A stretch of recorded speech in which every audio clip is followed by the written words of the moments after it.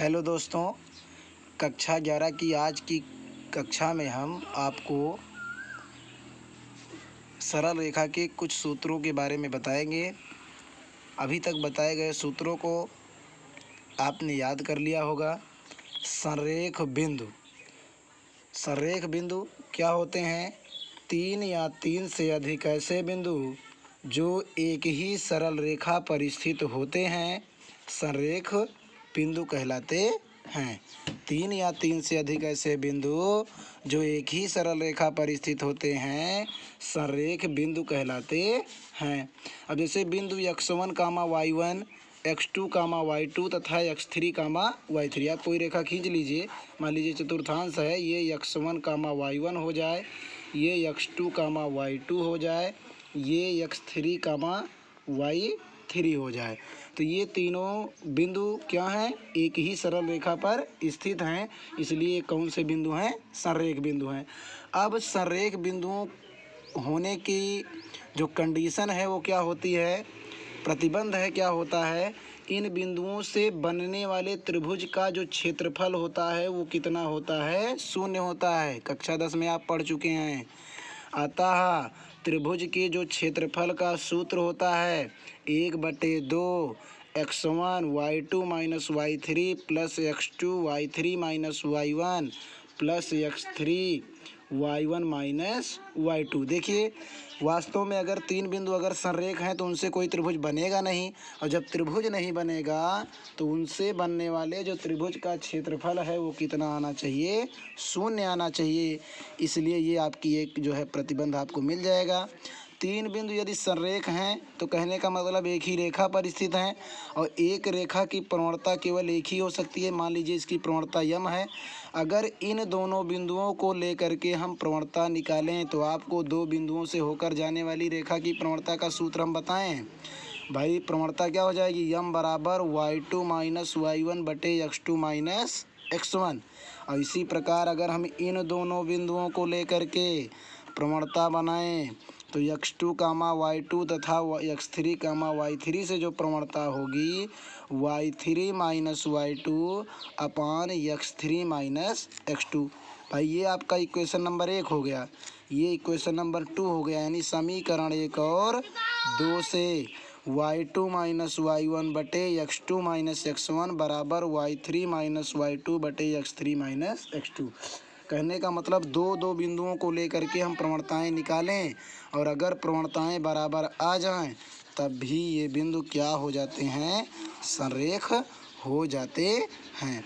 तो तीन या तीन से अधिक ऐसे बिंदु जो एक ही सरल रेखा पर स्थित होते हैं संरेख बिंदु कहलाते हैं, और तीन बिंदु संरेख हैं तो उनसे बने त्रिभुज का क्षेत्रफल क्या होगा? शून्य होता है। आगे है दो बिंदुओं से होकर जाने वाली रेखा का समीकरण। दो बिंदुओं से होकर जाने वाली रेखा का समीकरण। यदि दो बिंदुओं x1, y1 तथा x2, y1 से होकर जाती है, यदि कोई रेखा, भाई कोई एक रेखा दो बिंदुओं x1, y1 तथा x2, y2 से होकर जाती है तो रेखा का समीकरण y माइनस y1 बराबर y2 माइनस y1 बटे x2 माइनस x1 और ब्रैकेट में x माइनस x1 हो जाता है। अब भाई बिंदु x1, y1 और x2, y2 से ये रेखा होकर के जा रही है, फिगर है आपका, और ये यहाँ से मान लीजिए कुछ भी कोण बना रहे, क्योंकि इस समीकरण में अगर आपको दोनों बिंदु पता हैं तो कोण कुछ भी बनाए हमें उससे कोई मतलब नहीं है। रेखा का समीकरण आसानी से ज्ञात कर सकते हैं। सूत्र है y माइनस y1 बराबर y2 माइनस y1 बटे x2 माइनस x1 और ब्रैकेट में x माइनस x1। फिगर आपके सामने है। इसी प्रकार एक बिंदु से होकर जाने वाली रेखा का समीकरण, भाई बिंदु एक ही हो तब इसकी प्रवणता जरूर दी गई होगी। यानी बिंदु x1, y1 से होकर जाने वाली तथा जिसकी प्रवणता क्या हो? यम हो। और चूंकि y2 माइनस y1 अपान x2 माइनस x1 ये सूत्र किसका है? प्रवणता का। यानी एक सूत्र आपको याद हो गया तो अगले सूत्र में आपको हमें केवल इसके स्थान पर कितना लिख देना है? यम। यानी y माइनस y1 बराबर m into x minus x1। इस बार हमको दूसरा बिंदु ना दे करके थीटा का मान दे दिया जाएगा, यानी कोण दे दिया जाएगा कि ये x अक्ष की धन दिशा के साथ इतना कोण बना रही है। तो उम्मीद करते हैं आपको कुछ समझ में आया होगा। आगे है प्रवणता रूप में रेखा का समीकरण। प्रवणता रूप में यानी प्रवणता के रूप में रेखा का समीकरण। कोई रेखा अगर y अक्ष से C अंतःखंड काट रही है, ये y अक्ष है, अगर यहाँ से मान लीजिए इतनी दूरी आपका काट रही है, जो दूरी क्या है C है, तो इस बिंदु का निर्देशांक हो जाएगा 0, भाई चूंकि ये x अक्ष पर 0 दूरी तय कर रहा है और यहाँ से मान लीजिए थीटा कोण बना रहा है, तब जो सूत्र होता है y बराबर mx प्लस c, जहाँ पर जो यम है ये रेखा की क्या है, रेखा की प्रवणता है, और जो c है ये रेखा द्वारा y अक्ष पर काटा गया अंतःखंड। रेखा द्वारा y अक्ष पर काटा गया अंतःखंड। क्वेश्चन बताएंगे तो आपको और समझ में आएगा। अगला जो सूत्र है वो है अंतःखंड रूप में रेखा का समीकरण। भाई अंतःखंड रूप में कोई रेखा x अक्ष से a अंतःखंड काट रही है, y अक्ष से b अंतःखंड काट रही है, तो जो बिंदु का निर्देशांक होगा वो होगा a,0 और 0,b। अब दो बिंदु यानी a,0 और 0,b से होकर जाने वाली रेखा का समीकरण। ऊपर अभी आपको सूत्र बताया गया y माइनस y1 बराबर y2 माइनस y1 बटे x2 माइनस x1 ब्रैकेट में x माइनस x1। ठीक है, इसको x1 कामा y1 मान लीजिए, इसको x2 कामा y2। कहने का मतलब ये पहला बिंदु, ये दूसरा बिंदु।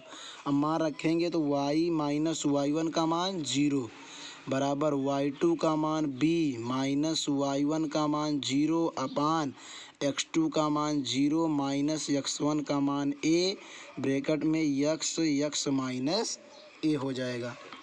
भाई y बराबर माइनस b अपान a ब्रैकेट में x माइनस a, यानी कहने का मतलब तिर्यक गुणा करेंगे तो ए वाई बराबर minus B X minus minus plus A B X को उधर ले जाएं तो B X plus A Y बराबर ए बी, और दोनों पक्षों में ए बी से क्या कर दें, भाग कर दें। क्या कर दें, भाग। तो बी से बी कैंसिल, ए से ए कैंसिल, ए बी से ए बी। कहने का मतलब एक्स अपान ए प्लस वाई अपान बी बराबर 1। यही होता है अंतःखंड रूप में रेखा का समीकरण। यानी जहाँ a बराबर x अक्ष पर रेखा द्वारा काटा गया अंतःखंड, b बराबर y अक्ष पर रेखा द्वारा काटा गया अंतःखंड। भाई चूँकि a रेखा द्वारा x अक्ष पर काटा गया अंतःखंड है और b रेखा द्वारा y अक्ष पर काटा गया अंतःखंड है, तो इस प्रकार हम अंतःखंड रूप में रेखा का समीकरण निकाल सकते हैं। भाई दो बिंदु आपको मिल गए, चूँकि a अंतःखंड काटेगा तो इसका निर्देशांक a और कामा 0 हो जाएगा, यहाँ पर 0 कामा b हो जाएगा। चूँकि ये दूरी b है लेकिन x अक्ष पर बिल्कुल भी दूरी तय नहीं की गई है। अब दो बिंदुओं से होकर जाने वाली रेखा का समीकरण y माइनस y1 बराबर y2 माइनस y1 बटे x2 माइनस x1 ब्रैकेट में x minus x1। y minus 0 बराबर b माइनस 0 अपान 0 माइनस ए एक्स माइनस ए। आगे तिर्यक गुणा कर देंगे तो B X plus A Y बराबर ए बी से दोनों पक्षों में भाग करेंगे तो एक्स अपान ए प्लस वाई अपान बी बराबर 1। अतः जहाँ ए एक्स अक्ष पर रेखा द्वारा काटा गया अंतःखंड और बी रेखा द्वारा वाई अक्ष पर काटा गया अंतःखंड। तो इतना सूत्र आप नोट कर लीजिएगा और तैयार भी कर लीजिएगा।